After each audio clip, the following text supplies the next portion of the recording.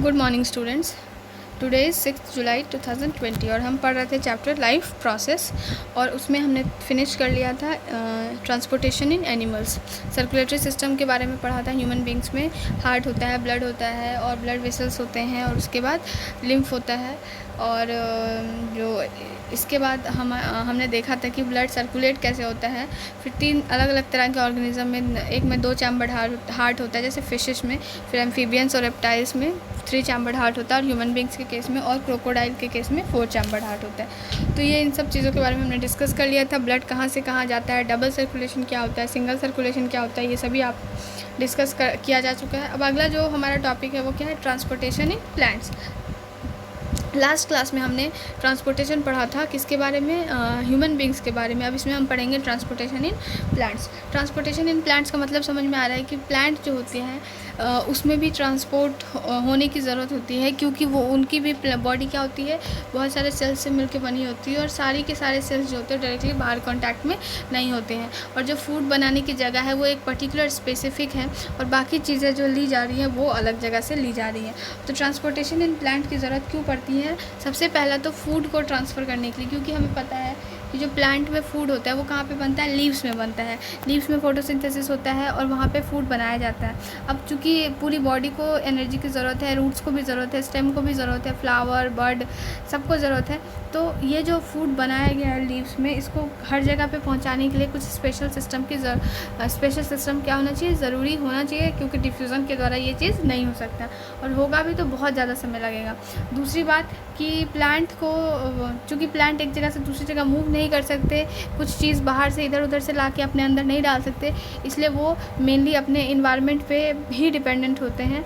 Environment में सबसे पहला जो सॉइल आता है, सॉइल में जो वो कई चीज़ें सॉइल से लेते हैं जैसे वाटर और मिनरल्स, और बाकी जो गैसियस चीज़ें हैं वो कहाँ से ले लेते हैं, एटमॉस्फेयर से ले लेते हैं। तो ये 2 इम्पॉर्टेंट इनपुट्स हैं, सोर्स है जहाँ से वो अपने चीज़ें लेते हैं। अब चूँकि हमें पता है कि फ़ोटोसिंथेसिस के लिए कार्बन डाइऑक्साइड लेना भी ज़रूरी है और सनलाइट, ये सभी चीज़ें तो आ जा रही हैं। उसके बाद फूड और भी बॉडी में कई तरह के बॉडी बिल्डिंग के लिए या कई तरह की चीज़ें बनाने के लिए हमें और भी कुछ चीज़ें चाहिए होती है। जैसे प्लांट्स को क्या चाहिए होता है, फास्फोरस चाहिए होता है, नाइट्रोजन चाहिए होता है। ये सभी चीज़ें उसको कहाँ से मिलती है, सॉइल में जो प्रेजेंट मिनरल्स है वहाँ से। उसके बाद वाटर भी चाहिए होता है फोटोसिंथेसिस के लिए। तो वाटर डायरेक्टली वो इन्वायरमेंट्स एटमॉस्फेयर से नहीं ले सकता, तो वो वाटर कहाँ से लेता है, सॉइल से लेता है। अब चूँकि सॉइल से कनेक्टेड चीज़ क्या है, रूट, और खाना बन कहाँ रहा है, लीव्स में। तो रूट और लीव्स में जो लंबे लंबे पेड़ होते हैं, जो बड़े बड़े पौधे होते हैं, लंबे पौधे होते हैं, पेड़ होते हैं, उनमें क्या होता है कि ये जो लीव्स और रूट है वो काफ़ी दूर दूर है। अब उनमें वहाँ तक कैसे पहुँचाया जाए, ये जो पानी है जो सॉइल से रूट के द्वारा एब्जॉर्ब किया जा रहा है। तो यही सब रीजंस की वजह से फूड को ट्रांसपोर्ट करने के लिए और वाटर को ट्रांसपोर्ट करने के लिए मेनली हमें प्लांट में ट्रांसपोर्टेशन सिस्टम की ज़रूरत पड़ती है। और जो इसमें 2 तरह के स्पेशल टिश्यूज़ दिए गए हैं जिनको हम लोग कंडक्टिंग टिश्यू भी बोलते हैं या वैस्कुलर टिश्यू भी बोलते हैं। 9th में हमने पढ़ा हुआ है टिश्यू में ये। तो 2 तरह के जो वैस्कुलर टिश्यू या कंडक्टिंग टिश्यू है प्लांट में, उसका नाम क्या है, जाइलम और फ्लोएम। जाइलम क्या कंडक्ट कराता है, वाटर, और फ्लोएम क्या कंडक्ट करता है, फूड। जाइलम वाटर कहाँ से कहाँ कंडक्ट करता है, सॉइल से लेता है थ्रू दी रूट के थ्रू, और ऊपर स्टेम लीव्स वगैरह में वो प्रोवाइड करता है। इसमें क्या होता है, जो ट्रांसपोर्ट होता है वाटर को वो यूनिडायरेक्शनल होता है, एक ही डायरेक्शन में होता है, नीचे से ऊपर की तरफ। जबकि फ्लोएम जो होता है वो क्या ट्रांसपोर्ट करता है, फूड कहाँ से कहाँ, लीव्स से जहाँ पे भी रिक्वायर्ड पोर्शन है, चाहे वो बर्ड हो सकता है, फ्लावर हो सकते हैं, या फ्रूट हो सकता है, या रूट हो सकता है, या स्टेम हो सकता है, कुछ भी, कोई भी जगह पे फूड की ज़रूरत हो। तो जो फ्लोएम है उसमें जो ट्रांसपोर्ट है वो मल्टी डायरेक्शनल होता है, वो किसी भी डायरेक्शन में हो सकता है, ऊपर नीचे दाएँ बाएँ। लेकिन जो लीव्स, जो जाइलम है उसमें जो वाटर का कंडक्शन है जनरली या तो अगल बगल में होगा, रेडियल होगा, या तो ऊपर की तरफ होगा।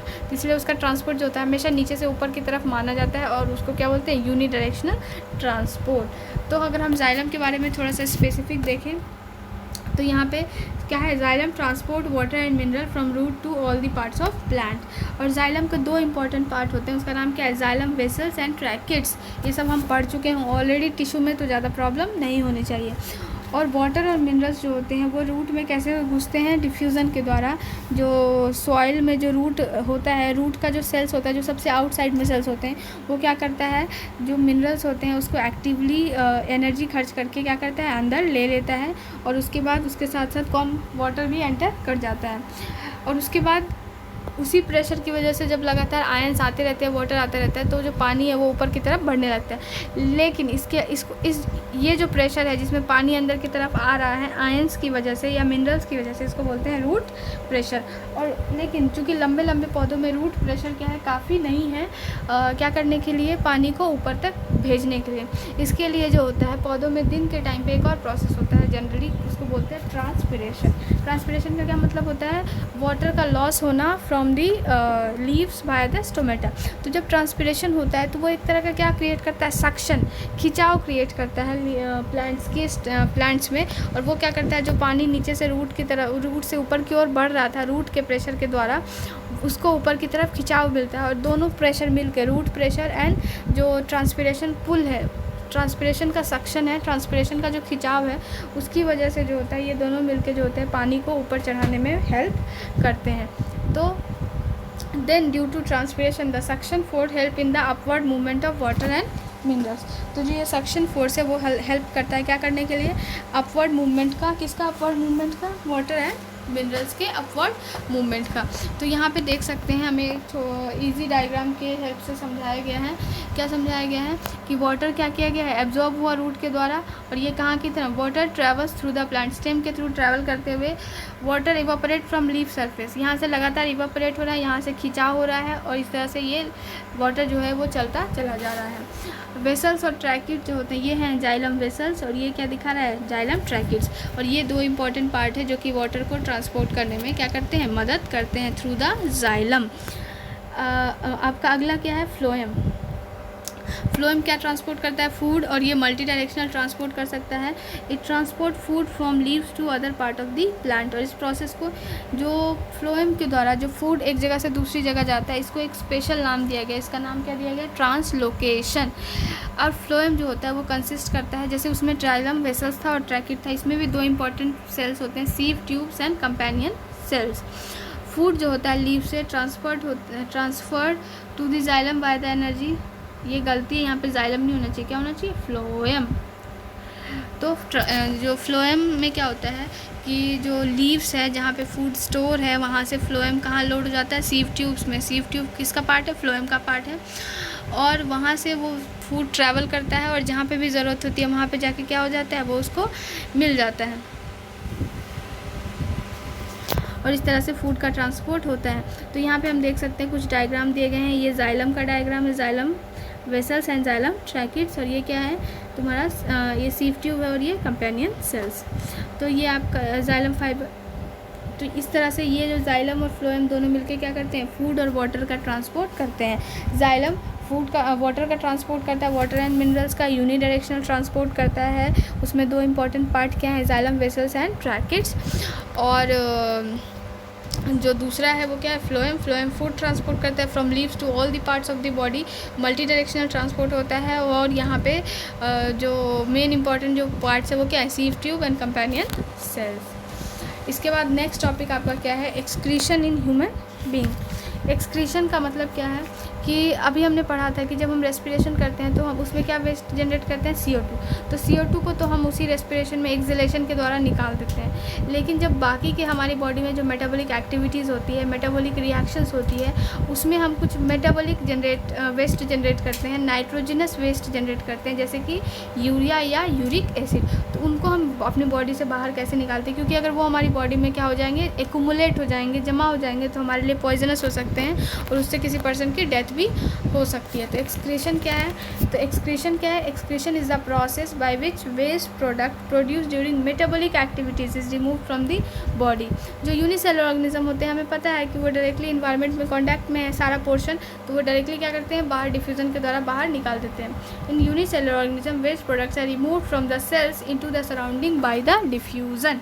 उसके बाद मल्टी सेलुलर ऑर्गेनिज्म में जो होता है, इनके लिए स्पेशलाइज्ड ऑर्गन्स की ज़रूरत होती है, जैसे हमने डाइजेशन के केस में या रेस्पिरेशन के केस में में पढ़ा था। यूनिसेलुलर में जो एक सेल होता है वो पूरा का पूरा इन्वायरमेंट के कांटेक्ट में होता है, तो उसे किसी भी स्पेशलाइज्ड ऑर्गन या ऑर्गन सिस्टम की ज़रूरत नहीं होती। लेकिन जो मल्टी सेलुलर ऑर्गेनिज्म होते हैं, जैसे कि हमें हर काम के लिए एक स्पेशलाइज सिस्टम की ज़रूरत पड़ेगी, क्योंकि हमारी बॉडी का हर एक सेल डायरेक्टली इन्वायरमेंट के कॉन्टैक्ट में नहीं होता है। तो हम देख रहे हैं एक्सक्रीशन इन ह्यूमन बींग्स। अब ह्यूमन बींग का एक्सक्रीशन देखें तो ह्यूमन बींग्स में एक्सक्रीशन किसका काम है? एक्सक्रीटरी सिस्टम का काम है। हम पहले उस सिस्टम को देख लेते हैं। एक्सक्रीटरी सिस्टम जो होता है ह्यूमन बींग में, वो कंसिस्ट करता है एक पेयर ऑफ किडनी। कितना किडनी है? एक पेयर मतलब 2 किडनी, एक पेयर ऑफ यूरेटर, किडनी से 2 लंबे ट्यूब निकल रहे हैं, इसको बोलते हैं यूरेटर। उसके बाद ये जो गोल टाइप का बलून लाइक स्ट्रक्चर दिख रहा है, इसको बोलते हैं यूरिनरी ब्लैडर। और लास्ट में एक छोटा सा स्ट्रक्चर दिख रहा है, यूरेथ्रा। ये 4 चीज़ें हैं। क्या क्या? 2 किडनी, 2 यूरेटर, 1 यूरिनरी ब्लैडर और 1 यूरेथ्रा। ये चारों चीज़ें मिलके क्या बनाती हैं? हमारे एक्सक्रीटरी सिस्टम बनाती है। और हर एक किडनी के अंदर, जैसे कि हमने पढ़ा था कि हर एक लंग्स के अंदर बहुत सारी छोटी छोटी balloon like, grape like structure होता है, पैक होता है, जहाँ पे गैस का एक्सचेंज होता है। उसका नाम क्या होता था? एल्वुली। उसी तरह से हर एक किडनी के अंदर बहुत सारे फिल्टरिंग यूनिट, जो ब्लड को फिल्टर करके उसमें से जो नाइट्रोजनस वेस्ट है, यूरिया है या यूरिक एसिड है, उसको निकाल लेता है। उस पर्टिकुलर यूनिट को क्या बोलते हैं? नेफ्रॉन्स। इसीलिए कभी कभी क्वेश्चंस पूछा जाता है कि what is the unit of excretory system of human beings, तो आप क्या लिखेंगे? नेफ्रॉन। नेफ्रॉन क्या होता है? यूनिट होता है। और कई नेफ्रॉन से मिलके किडनी बनी होती है, और हर एक किडनी में कई हज़ार नेफ्रॉन्स हो सकते हैं। तो यहाँ पे आपका ये स्ट्रक्चर दिया गया है। ये इतनी चीज़ें आपको जाननी ज़रूरी है, kidney, ureter, urinary bladder and urethra. ठीक है। अब अगला क्या है? ये भी उसी डायग्राम को थोड़ा सा एलाबोरेट करके दिया, आपको इतना ज़्यादा डिटेल में नहीं पढ़ना। आपके बुक में एक डायग्राम दिया गया है, excretory system in human beings, figure 6.13 on page number 110। वो डायग्राम भी आपको प्रैक्टिस करना है, क्योंकि वो भी आपको पूछा जा सकता है। इसके बाद एक और डायग्राम दिया हुआ है, फिगर 6.14, जो उससे पहले डायग्राम है। ये हमारा पूरा ये जो है, ये हमारे पूरा excretory system, complete excretory system का डायग्राम है। लेकिन अभी ये जो डायग्राम हम देख रहे हैं, ये जो डायग्राम है, ये क्या है? एक सिर्फ एक नेफ्रॉन का स्ट्रक्चर दिखा रहा है। एक अकेला नेफ्रॉन में क्या क्या होता है। तो एक अकेले नेफ्रॉन की बात करें तो क्या हो रहा है? सबसे पहले जो वो होता है, वो क्या होता है? ग्लोमेरुलस। ये दिख रहा है आपको यहाँ पे, जाली लाइक स्ट्रक्चर। यहाँ पे वो क्या है? ग्लोमेरुलस है। उसके बाद एक इस तरह से चांद लाइक स्ट्रक्चर है, जिसको बोलते हैं बोमेंस कैप्सूल। ये रहा बोमेंस कैप्सूल। उसके बाद ये पाइप लाइक स्ट्रक्चर है, जिसको हम लोग बोलते हैं प्रॉक्सिमल ट्यूब्यूल। उसके बाद ये जो यहाँ पे थोड़ा सा पतला क्लिप लाइक स्ट्रक्चर हो गया, इसको बोलते हैं लूप ऑफ हेनली। और उसके बाद फिर से पाइप लाइक स्ट्रक्चर है, इसको बोलते हैं डिस्टल ट्यूब्यूल। और उसके बाद सब आके एक इस तरह से ट्री लाइक स्ट्रक्चर में बदल जाते हैं, इसको बोलते हैं कलेक्टिंग डक्ट। और एक कलेक्टिंग डक्ट से कई सारे नेफ्रॉन्स क्या होते हैं? जुड़े हुए होते हैं। जैसे आपको नज़र आ रहा है, ये एक नेफ्रॉन से जुड़ा है, ये एक नेफ्रॉन से जुड़ा है, और सभी नेफ्रॉन्स से वो क्या कनेक्ट कर रहा है? यूरिया या यूरिक एसिड कलेक्ट कर रहा है। तो पार्ट ऑफ नेफ्रॉन में सबसे पहला पार्ट क्या आ गया? ग्लोमेरुलस। उसके बाद बोमेंस capsule, first glomerulus, बोमेंस capsule, third proximal tubule, fourth loop of Henley, fifth distal tubule, और लास्ट में कलेक्टिंग डक्ट। इतना मिला के क्या बन रहा है? फिल्ट्रेशन इतने दूरी तक चलता है। सबसे शुरुआत में फिल्ट्रेशन कहाँ पे होता है?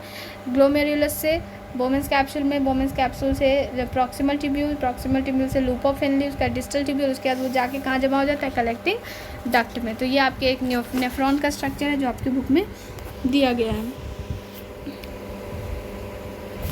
उसके बाद क्या है? नेफ्रॉन के बारे में कुछ बताया गया है, जैसे कि अभी मैंने जो आपको पिक्चर के हेल्प से बताया, वो यहाँ पे क्या बताया गया है? लिख के बोला गया है। आप इसे लिख भी सकते हैं, जैसे कि each nephron has a cup like structure, जिसको बोलते हैं Bowman's capsule, containing a bundle of capillaries that is called as glomerulus. तो हर एक नेफ्रॉन में जो स्टार्टिंग में क्या होता है? बंच ऑफ एक चांद लाइक स्ट्रक्चर होता है, इस तरह से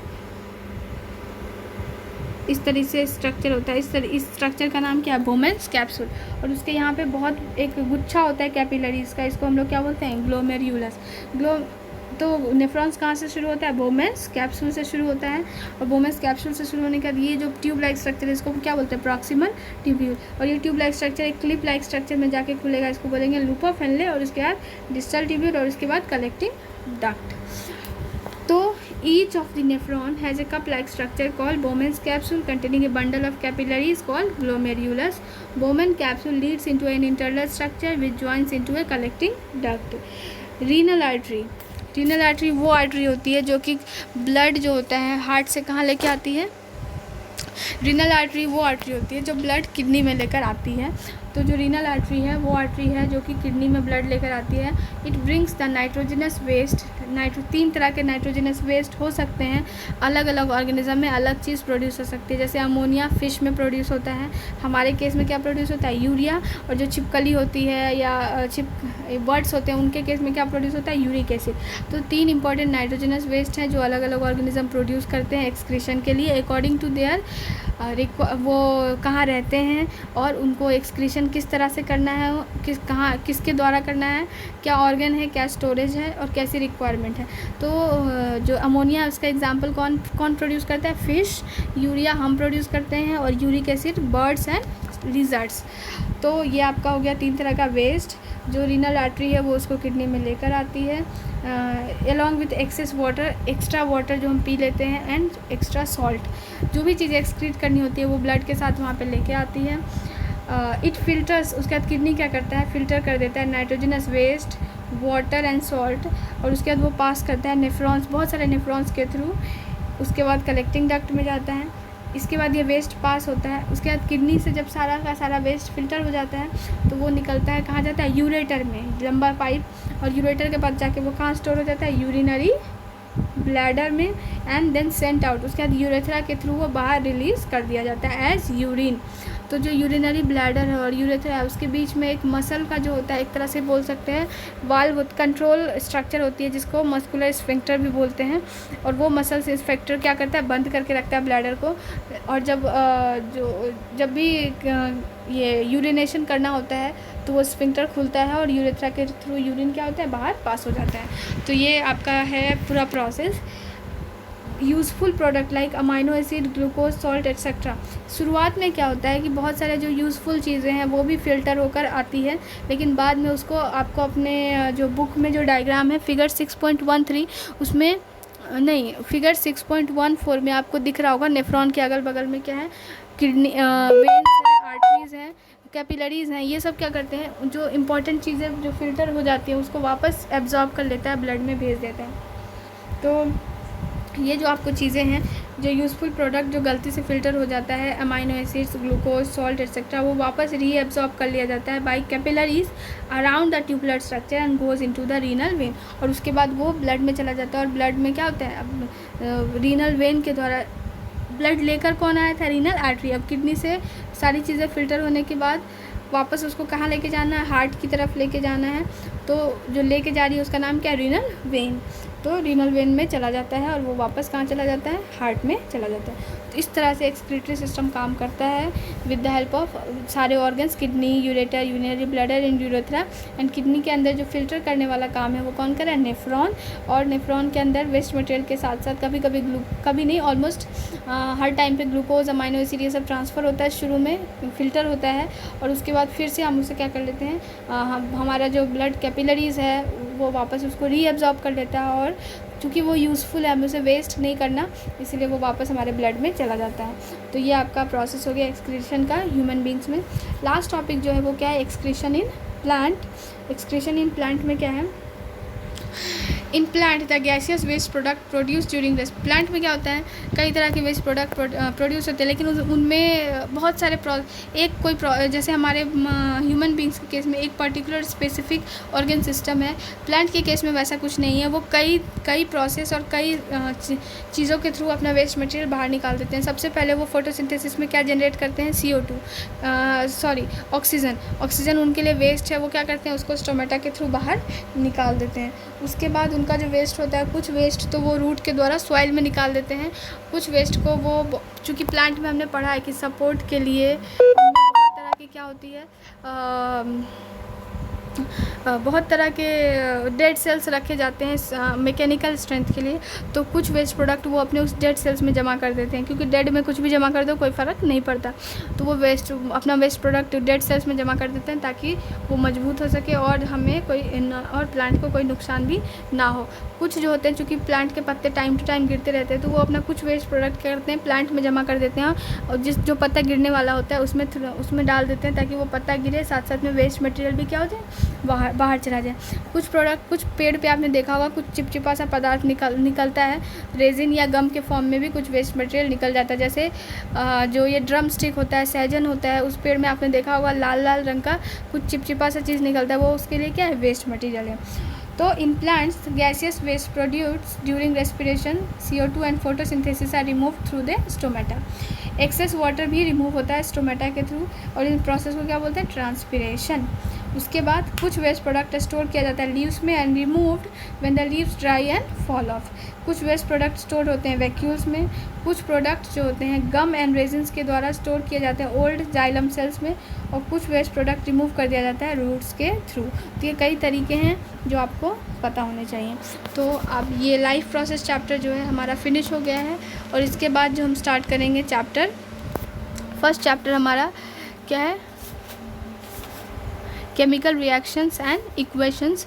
बहुत इंटरेस्टिंग चैप्टर है ये स्टार्ट करेंगे chemical reaction and equation. I think आप सभी ने ख़त्म कर लिया होगा, इसलिए उसको मैं जल्दी से करवा दूंगी। उसके बाद हमारा जो है जिस हिसाब से रीजनल ऑफिस RO पटना से जो सिलेबस आया है वो चलता रहेगा। तो आपका जो एक चैप्टर है लाइफ प्रोसेस बायोलॉजी का एक ख़त्म हो चुका है। इसके बाद हम शुरू करेंगे चैप्टर नंबर 1 जो कि केमिस्ट्री का पोर्शन है, और इस तरह से हम अकॉर्डिंग टू सिलेबस चलेंगे। तो अब आपको करना क्या है कि जो इस चैप्टर का जो फेयर है, इंटरेस्ट क्वेश्चंस हैं और जो एक्सरसाइज के क्वेश्चंस हैं वो कर लेने हैं, प्लस नोट्स बना लेना है। जितने डायग्राम की प्रैक्टिस मैंने बोली है वो भी करना है, प्लस जो इंपॉर्टेंट क्वेश्चंस हैं, जैसे कि अगर हम बात करें न्यूट्रिशन में तो डाइजेशन इन ह्यूमन बीइंग की हर एक स्टेप वाइज डाइजेशन डिस्कस करना है। माउथ में क्या होता है, स्टमक में क्या होता है, इंटेस्टाइन में क्या होता है, लार्ज में स्मॉल में क्या होता है, फिर प्लांट के फूड कैसे बनता है, कैसे स्टोर होता है। उसके बाद बात करें रेस्पिरेशन की तो process of respiration human being में क्या होता है, और उसके बाद बात करें डबल सर्कुलेशन ह्यूमन बींग्स में, ये सभी इंपॉर्टेंट क्वेश्चंस हैं। फिर एक्सक्रीशन इन ह्यूमन बीइंग, ये जो इंपॉर्टेंट क्वेश्चंस हैं ये आपको पढ़ लेने हैं। इसके बाद एक और टॉपिक रह जाता है जिसको हम लोग जो एक्सक्रीशन इन ह्यूमन बींग्स में एक एक्स्ट्रा आपका टॉपिक दिया हुआ है डायलिसिस के बारे में।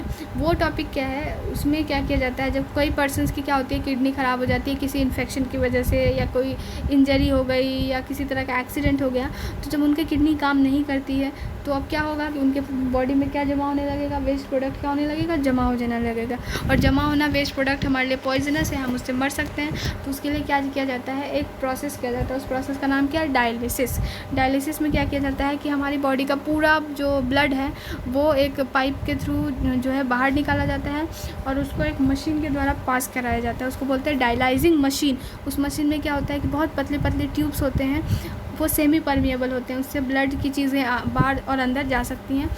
और उसकी वो जो ट्यूब्स होते हैं वो एक फ्लूइड में डूबे हुए रहते हैं, उस फ्लूइड का नाम क्या है, dialyzing fluid similar to blood होता है, बस उसमें वेस्ट मटेरियल्स नहीं डाले जाते हैं, ताकि जो वेस्ट मटेरियल्स हमारे जो ब्लड में हो वो डिफ्यूज़न के थ्रू बाहर आ सके उन ट्यूब्स के थ्रू। और इस तरह से डायलाइजिंग फ्लूइड क्या होता है, डाला जाता है, और जब ब्लड उससे गुजरता है तो उस ब्लड का वेस्ट जो होता है बाहर आ जाता है और बाकी ब्लड को वापस पाइप के थ्रू हमारे बॉडी के अंदर डाल दिया जाता है। तो ये जो प्रोसेस है ये, और वो जो पर्टिकुलर डिवाइस है जो बाहर रखी जाती है उसको बोलते हैं आर्टिफिशियल किडनी, क्योंकि वो हमारे किडनी की तरह काम कर रहा है। और प्रोसेस का नाम क्या है, डायलिसिस। और डायलिसिस के अंदर dialysing tube and dialysing fluid का इस्तेमाल किया जाता है। और एक बार जो डायलाइजिंग फ्लूइड यूज़ हो जाता है उसमें क्या आ जाता है, वेस्ट मटेरियल्स आ जाते हैं, तो उसको फेंक के फिर से नया फ्रेश डायलाइजिंग फ्लूइड लिया जाता है। तो ये आपका रहा लास्ट टॉपिक जो कुछ एक्स्ट्रा आपको बताना था। अब ये चैप्टर आपका ख़त्म हो चुका है, आज के लिए इतना ही। अगले क्लास से हम शुरू करेंगे chapter number 1 chemical reactions and equation. Thank you.